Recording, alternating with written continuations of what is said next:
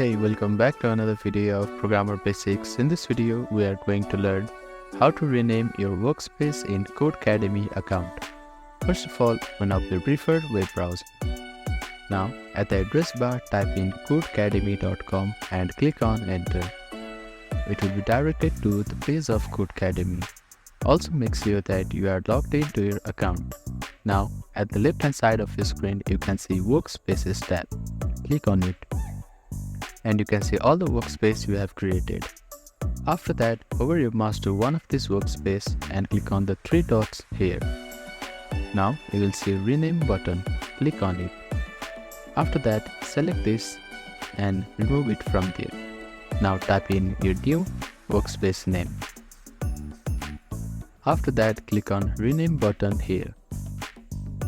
As you can see that the workspace has been renamed. So that is how you can rename your workspace in Codecademy account. Thank you for watching this video. Please do not forget to like, share and subscribe to our channel and comment down if you have any queries.